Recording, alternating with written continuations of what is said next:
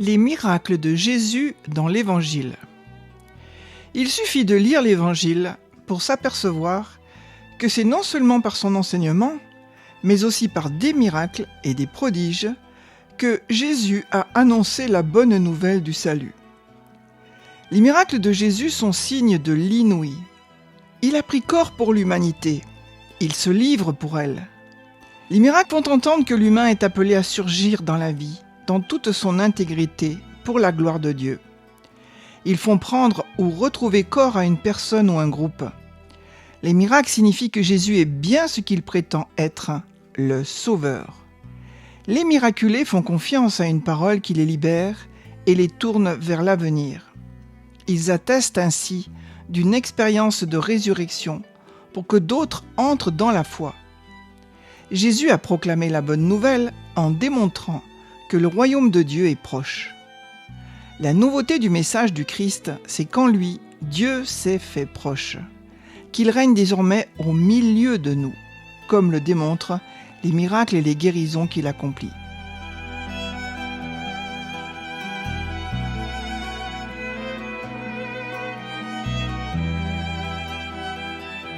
Jésus a fait beaucoup de miracles que l'on classe en 4 groupes. Les miracles de guérison, les miracles sur la nature, les miracles de résurrection des morts et les miracles d'exorcisme. Jésus guérit. Tout au long de son ministère, Jésus a prononcé un certain nombre de discours, mais il a surtout accompli beaucoup de miracles. Nous constatons que la grande majorité des miracles enregistrés dans les évangiles étaient des miracles de guérison. Si ceux qui ont été guéris ont été soulagés de leurs maux physiques, l'objectif déclaré des miracles est rarement le simple soulagement de la souffrance physique. Le miracle de guérison renvoie toujours à une vérité plus grande, à savoir que Jésus est le Fils de Dieu avec autorité. Le plus souvent, les miracles de Jésus sont des guérisons comme la guérison des aveugles, des boiteux, des possédés, des paralytiques, des sourds, des muets, des épileptiques, etc. On insiste souvent sur le kérygme, c'est-à-dire l'annonce de la mort et de la résurrection de Jésus, ou sur l'enseignement de Jésus pendant son ministère public, et on est parfois gêné avec le ministère de guérison de Jésus. Cet aspect est pourtant essentiel. Dans les Actes des Apôtres, nous voyons l'impression globale que Jésus a laissée à ses disciples. Lors du discours qu'il improvise le jour de la Pentecôte, Pierre résume l'action de Jésus. « Jésus le Nazaréen, homme que Dieu a accrédité auprès de vous, en accomplissant par lui des miracles, des prodiges et des signes au milieu de vous. » Acte 2, 22. Pierre souligne pour les habitants de Jérusalem que les guérisons montrent que Jésus agit de la part de Dieu. Il est accrédité par Dieu. Les miracles de Jésus sont un signe que Jésus vient de Dieu. Les guérisons opérées par Jésus ne sont pas seulement le signe que Jésus vient de Dieu, elles sont l'œuvre de Dieu lui-même. Lorsque Jésus guérit, c'est en réalité le Père qui agit à travers lui. Ceux qui voient ces miracles doivent pouvoir reconnaître l'œuvre de Dieu dans la personne de Jésus. Cela ressort particulièrement lorsque Jésus guérit le paralytique de Bethesda. Dans la discussion avec les pharisiens qui suit la guérison, Jésus affirme « Mon Père, jusqu'à présent, est à l'œuvre, et moi aussi je suis à l'œuvre. » Jean 5, 17. Le pouvoir de guérir est bien le propre de Dieu qui a créé l'homme, lui a donné la vie, et garde la totale maîtrise sur la vie et la santé de ses créatures. Seul Dieu peut guérir. En opérant des guérisons, Jésus accomplit l'œuvre de Dieu. Plus précisément, les guérisons physiques opérées par Jésus témoignent de la volonté de Dieu d'agir concrètement dans le monde. L'incarnation, la venue du Fils dans le monde, témoigne de l'engagement concret de Dieu. Jésus n'est pas d'abord venu apporter un message ou une sagesse de vie. Il s'est engagé concrètement avec l'humanité. Il s'est laissé toucher par les besoins les plus simples des hommes et des femmes qu'il a rencontrés. Il est entré dans un contact charnel avec l'humanité. Même si parfois Jésus guérit d'une simple parole, bien souvent il touche les personnes. La femme hémorroïs touche le vêtement de Jésus, qui sent qu'une force est sortie de lui. Marc 5, 30. Jésus guérit la belle-mère de Pierre en lui prenant la main. Marc 1, 31. Les guérisons de Jésus sont un prolongement de l'incarnation.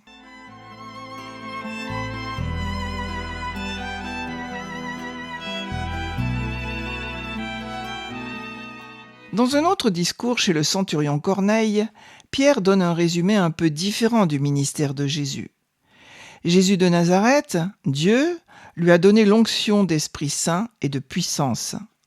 Là où il passait, il faisait le bien et guérissait tous ceux qui étaient sous le pouvoir du diable, car Dieu était avec lui. Acte 10, 38. Jésus fait du bien. Il faut peut-être insister plus sur le verbe « faire » que sur le bien. On pourrait dire avec un peu d'humour que Jésus est le fils de deux artisans. Le Père est le Créateur, l'artisan de toutes choses. Dans le jardin d'Éden, il modèle l'homme avec de la terre, Genèse 2. Il le façonne comme un potier, Jérémie 18. Mais Jésus a aussi grandi auprès de Joseph, qui lui a appris le métier de charpentier. Jésus a passé de nombreuses années de sa vie à façonner du bois, à le travailler, à le transformer. Dire que Jésus a fait du bien, ce n'est pas simplement dire que Jésus était agréable ou bienveillant, c'est affirmer que Jésus a transformé les hommes qu'il a rencontrés. Il les a modelés. Les guérisons physiques opérées par Jésus sont le signe le plus visible de l'artisanat de Jésus. Jésus, le Fils du Père, entretient et restaure la création, et en particulier le sommet de la création, l'homme et la femme. Ce que fait Jésus en venant dans le monde est une recréation. Il vient restaurer l'image de Dieu qui avait été abîmée dans l'homme par le péché. Cette réalité, dans la plupart des cas, est invisible. Par le baptême, nous le savons, nous sommes des créations nouvelles. Si donc quelqu'un est dans le Christ, il est une créature nouvelle. Le monde ancien s'en est allé, un monde nouveau est déjà né. Tout cela vient de Dieu. Il nous a réconciliés avec lui par le Christ. 2 Corinthiens 5, 17. Cette transformation de notre être, qui est réalisée par Jésus, peut être difficile à saisir parce que nous ne la voyons pas directement. Les guérisons physiques qu'opère Jésus sont là pour nous rappeler, d'une manière visible et concrète, que par Jésus, Dieu vient nous recréer. Nous pouvons proposer cette analogie. Dans la messe, le pain devient réellement le corps du Christ, même si en général, nous ne le voyons pas. Cette réalité ne devient visible que rarement dans des miracles eucharistiques. Ainsi, nous aussi, par le baptême, nous sommes réellement transformés par Dieu, justifiés, pardonnés, sauvés, même si ça n'est pas visible extérieurement. Les guérisons physiques opérées par Jésus manifestent occasionnellement cette transformation que Jésus est venu réaliser.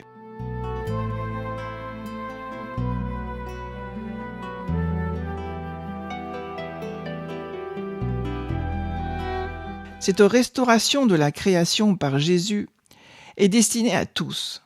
Elle a un caractère universel. Dans les évangiles, nous voyons de nombreuses guérisons particulières, mais aussi plusieurs occasions où Jésus guérit un grand nombre de personnes à la fois. Lorsque Matthieu introduit le ministère de Jésus, il le résume à travers l'enseignement et les guérisons.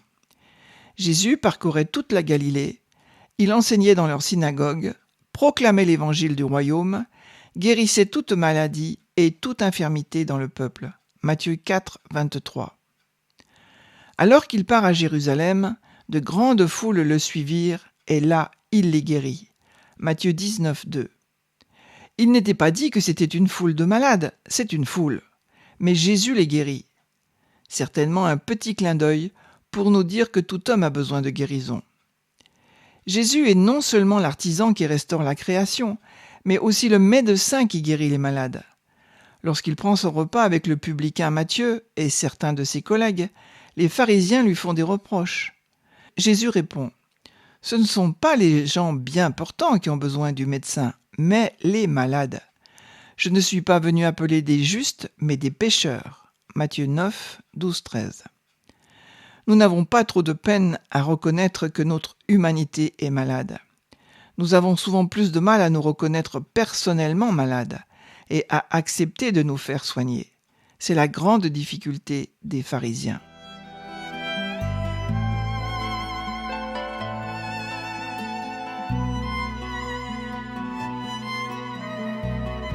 Les 3 caractéristiques de l'action de Jésus dans ces miracles.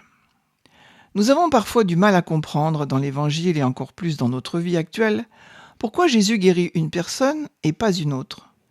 Y aurait-il des conditions qui permettraient d'obtenir à coup sûr, comme par magie, une guérison de Jésus ? Certainement pas. Nous pouvons observer dans l'Évangile 3 cas de figure différents. Ce sont des miracles gratuits. Plusieurs miracles de Jésus sont accordés purement gratuitement, sans que la personne qui en bénéficie, ni ses proches, n'ait rien demandé. En entrant dans la ville de Naïm, Luc 7, Jésus et ses disciples croisent la procession qui va enterrer le fils de la veuve. C'est Jésus qui est pris de compassion, qui arrête la foule et ordonne au jeune homme de se lever. De même, en passant au bord de la piscine de Bethsaïda, c'est Jésus qui repère l'homme paralysé depuis 38 ans et lui pose la question « Veux-tu être guéri ?» Jean 5, 6. L'homme ne donne pas une réponse très claire à cette question et se borne à exposer des difficultés techniques. Et c'est Jésus qui prend l'initiative de la guérison, qui aura même des conséquences négatives. C'est suite à ce miracle que les pharisiens décident de tuer Jésus.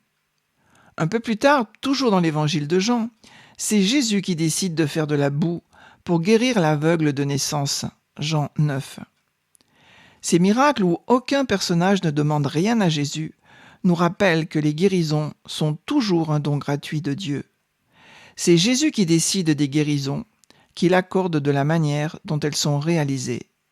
Il serait tentant de voir une procédure bien balisée des guérisons de Jésus.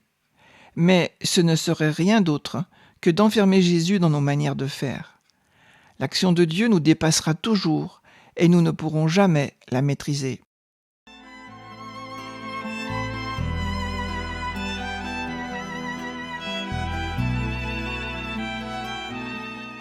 Deuxième caractéristique des miracles, la foi.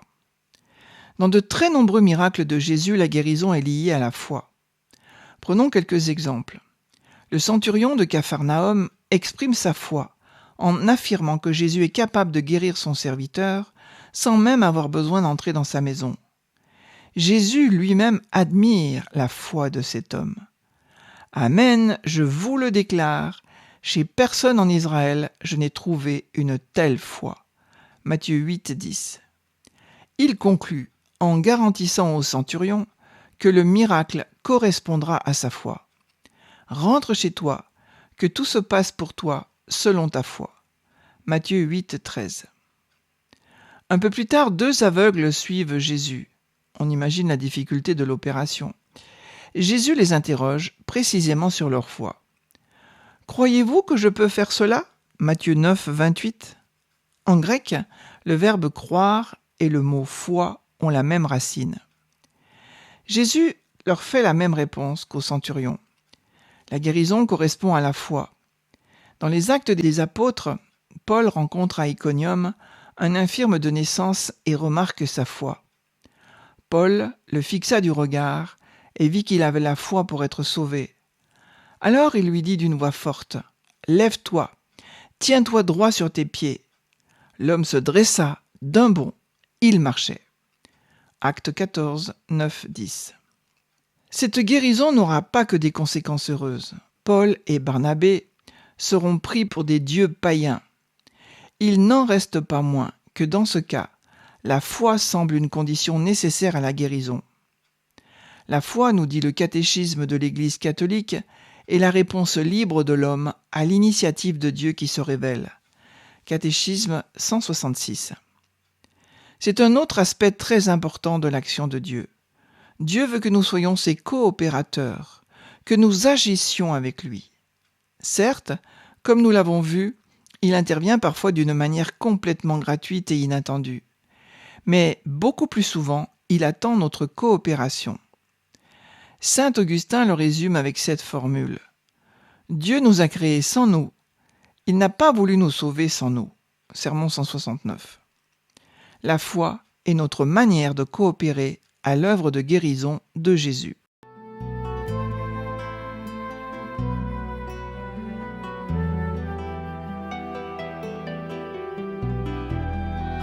Autre caractéristique des miracles, l'intercession des proches.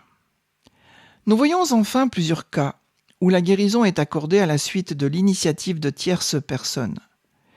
Il faut d'ailleurs imaginer que souvent les personnes guéries n'auraient pas pu avoir l'initiative de se tourner vers Jésus. Comment un sourd aurait-il entendu parler de Jésus ? Comment un aveugle pourrait-il venir le trouver ? Ainsi, le centurion intercède pour son serviteur, Matthieu 8, et la cananéenne vient implorer Jésus pour sa fille, Matthieu 15. Ce sont les disciples qui conduisent Jésus dans la maison et lui parlent de la belle-mère de Pierre, Marc 1. À plusieurs reprises, on conduit les malades à Jésus. 2 cas peuvent être soulignés, où les évangélistes mettent en valeur la foi non pas de la personne qui va être guérie, mais celle de ceux qui l'entourent. Des amis d'un paralysé décident de tenter le tout pour le tout et de l'amener à Jésus. Ils sont empêchés de réaliser ce projet par la foule qui fait obstacle et ne permet pas d'accéder à la maison.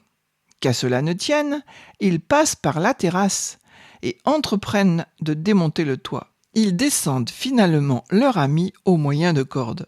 Jésus lui-même est étonné. Voyant leur foi, Jésus dit au paralysé, « Mon enfant, tes péchés sont pardonnés. » Marc 2, 5. Quelques instants plus tard, l'homme sort par la porte cette fois-ci, en portant son brancard.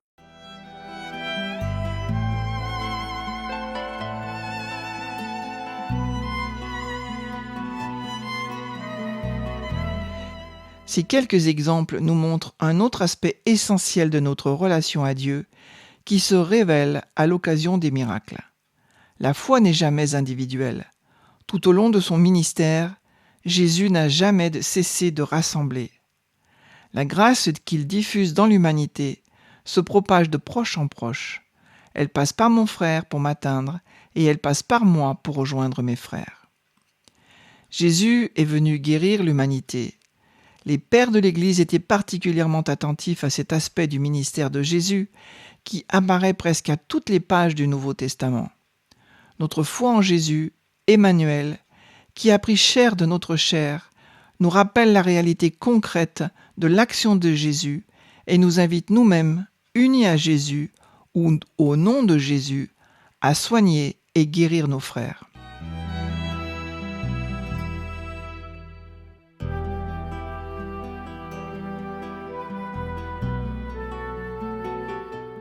De nombreux miracles soulignent l'autorité de Jésus sur la nature. Quelques-uns de ces miracles viennent bouleverser l'ordre de la nature.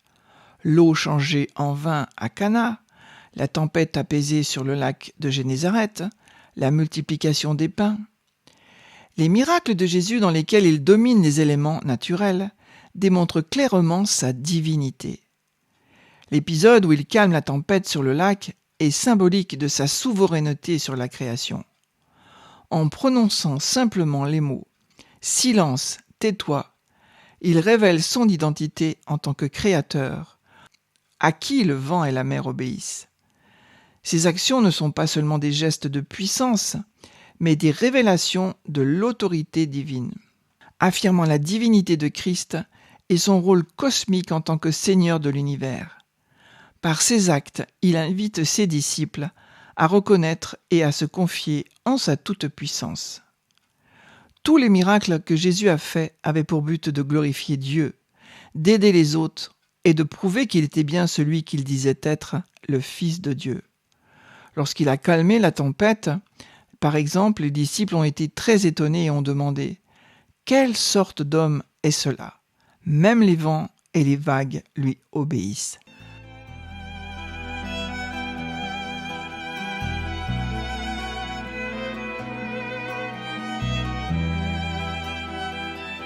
Jésus ressuscite les morts.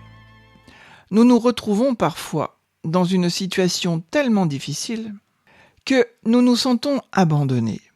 Or, rien n'est impossible à Dieu, ni à son Fils bien-aimé. Même plongé dans le désespoir, Jésus nous entend. Alors que Marthe est venue à lui en larmes parce que son frère Lazare était mort, Jésus lui dit « Moi, je suis la résurrection et la vie. Celui qui croit en moi, même s'il meurt, vivra.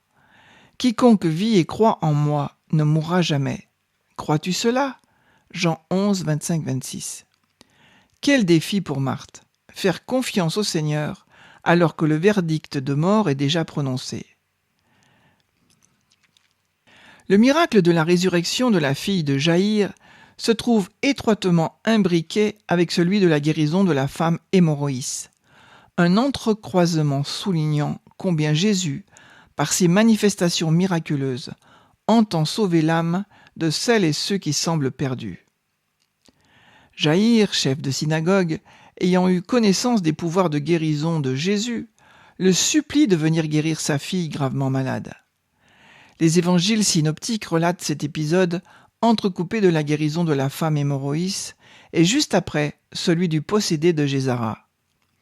Malheureusement, alors qu'ils sont en chemin, des serviteurs viennent apprendre à Jaïr que sa fille vient de mourir. Ils ajoutent « À quoi bon déranger le maître ?» Mais Jésus, en entendant ces paroles désespérées, s'adresse alors au père abattu. « Ne crains pas, crois seulement. » Marc 5, 35-36. Ces derniers mots sont essentiels, car par ces derniers, Jésus rappelle à cet homme religieux qu'il ne doit pas craindre et redouter, mais bien seulement avoir la foi, un des piliers fondamentaux du message christique.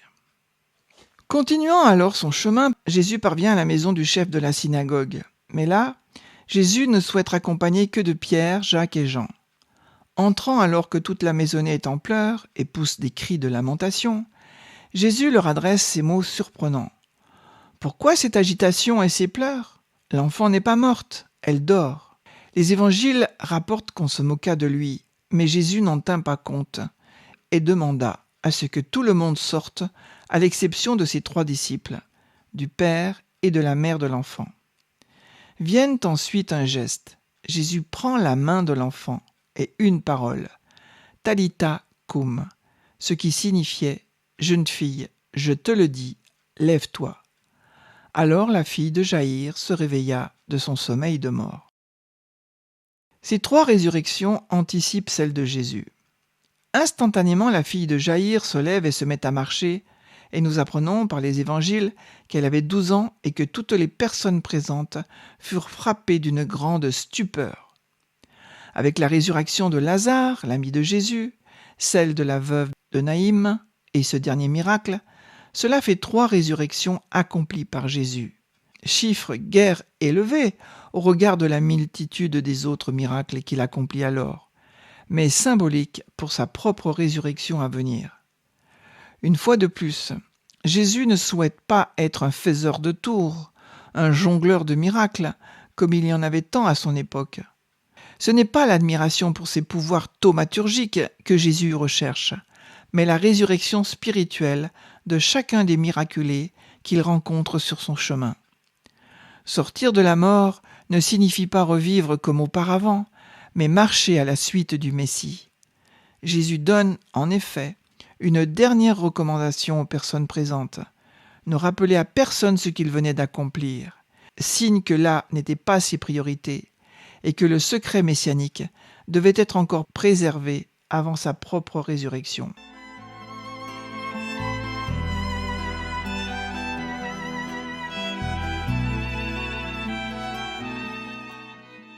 Quatrième sorte de miracle, les miracles d'exorcisme. Jésus expulse les démons. Lorsqu'il chasse les démons, son autorité sur eux est soulignée. Lorsqu'il guérit le jour du sabbat, son autorité en tant que Seigneur du sabbat est soulignée. Cette action du Christ est encore un geste qui redonne vie. Lui, Seigneur de la vie, vient chasser le prince de la mort, du mensonge, du péché, des ténèbres. Les manipulations du démon, bien qu'elles nous fassent dans un premier temps miroiter le pouvoir, la grandeur, les honneurs et la facilité, ont toujours pour but de nous enchaîner loin de l'amour de Dieu. Le Seigneur Jésus ne peut supporter de nous voir souffrir, emmêlés dans ses embrouilles, ses conflits et ses blessures. Là encore, par sa parole, il agit avec puissance pour nous libérer et pour nous faire connaître la liberté de la gloire donnée aux enfants de Dieu. Romains 8, 21. Et saint Paul précise au sujet de cette liberté: « Vous, frères, vous avez été appelés à la liberté, mais que cette liberté ne soit pas un prétexte pour votre égoïsme. Au contraire, mettez-vous par amour au service les uns des autres. » Galates 5, 13. Tel est le message du Christ. La vie et l'amour dont vit la Trinité, Dieu lui-même. Jésus vient pour me révéler le visage de Dieu que nous n'arrivions pas à percevoir et pour me faire entrer dans cette vie. Est-ce que je crois? Est-ce que je me rends compte que je peux vivre cela dès maintenant? Est-ce que je le veux?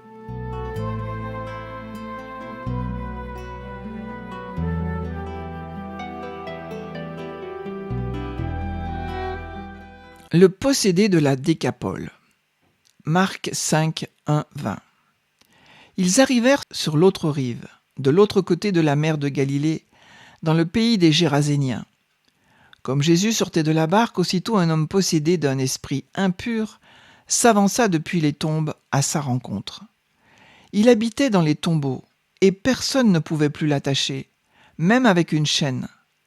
En effet, on l'avait souvent attaché avec des fers aux pieds des chaînes, mais il avait rompu les chaînes et brisé les fers, et personne ne pouvait le maîtriser. Sans arrêt, nuit et jour, il était parmi les tombeaux et sur les collines, à crier et à se blesser avec des pierres.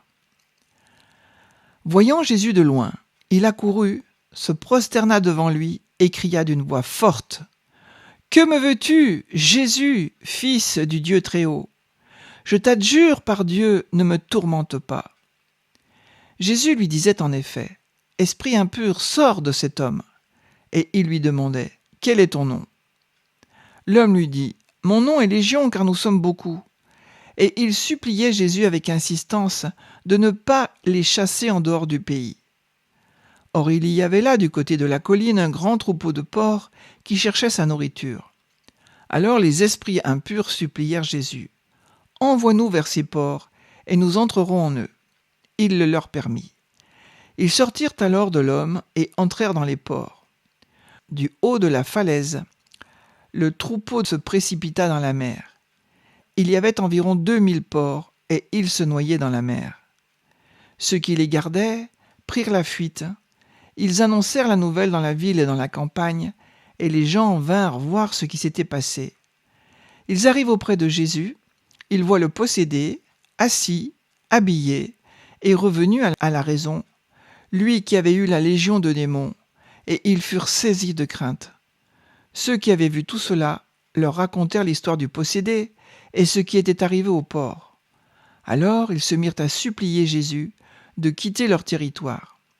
Comme Jésus remontait dans la barque, le possédé le suppliait de pouvoir être avec lui. Il n'y consentit pas, mais il lui dit: « Rentre à la maison, auprès des tiens. Annonce-leur tout ce que le Seigneur a fait pour toi dans sa miséricorde. » Alors l'homme s'en alla. Il se mit à proclamer dans la région de la Décapole ce que Jésus avait fait pour lui, et tout le monde était dans l'admiration. Commentons cet épisode.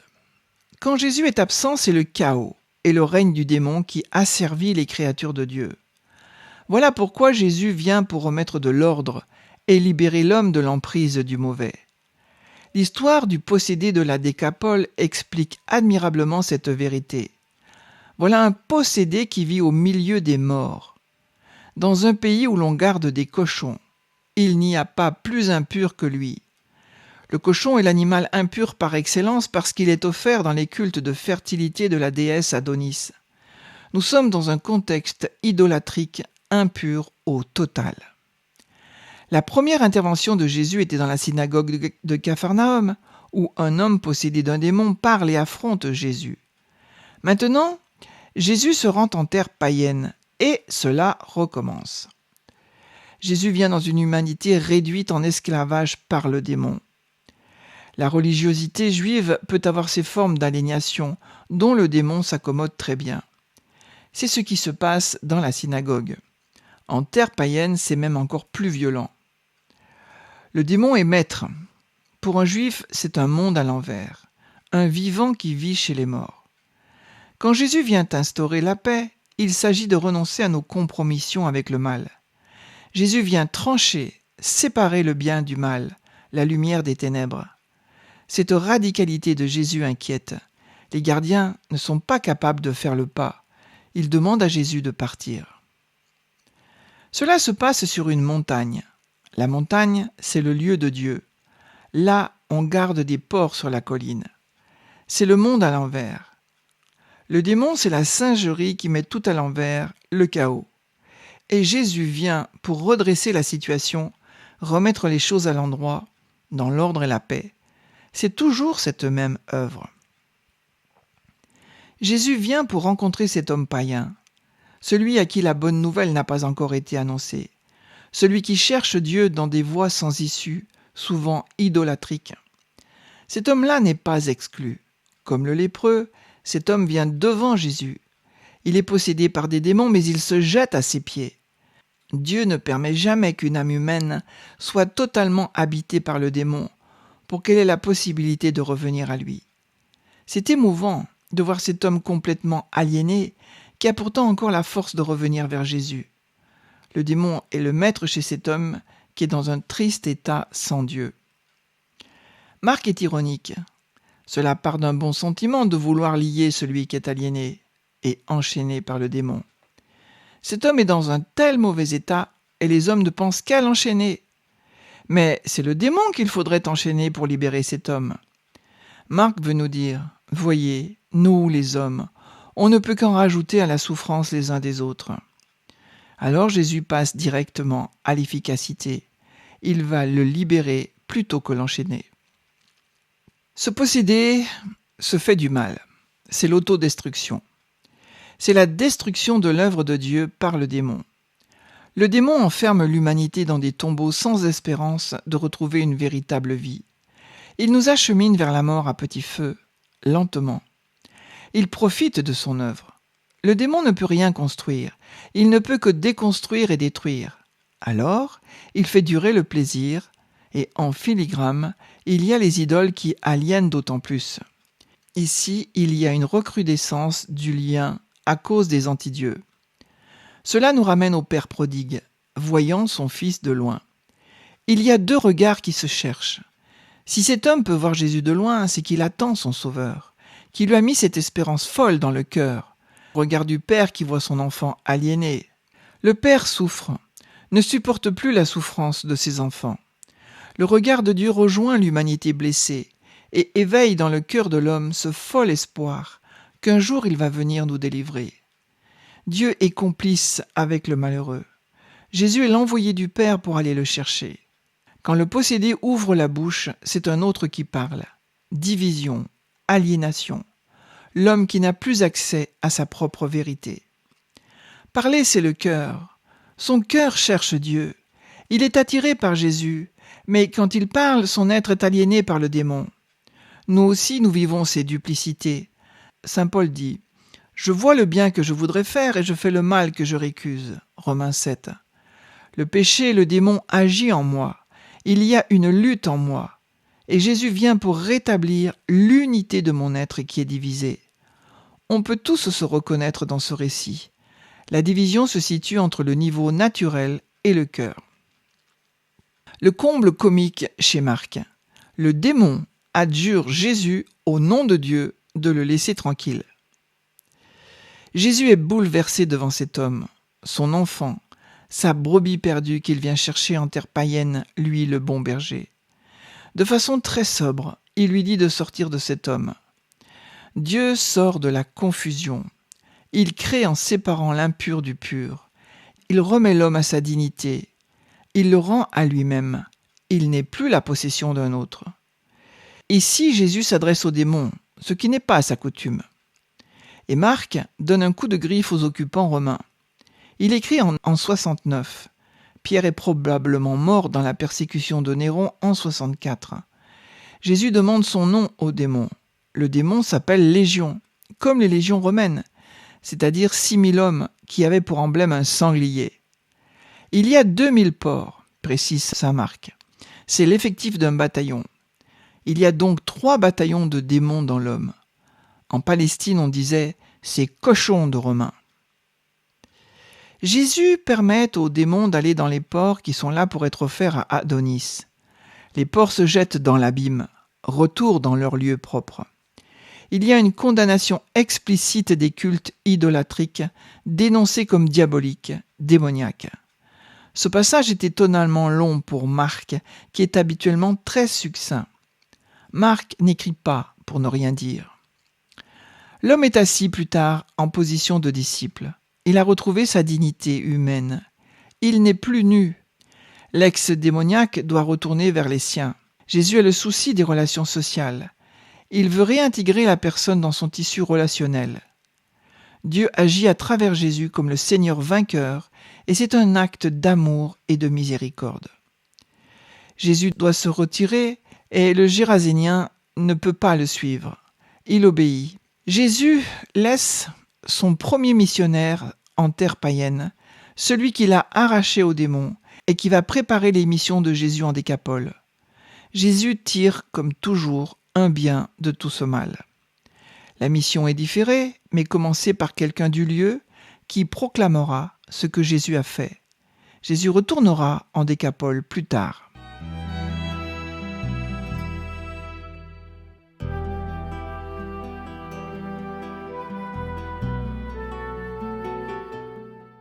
Prière du Père vers l'Inde. Comment se fait-il, Seigneur, que tu nous aies libérés et que pourtant nous ployons encore sous le joug de l'ennemi?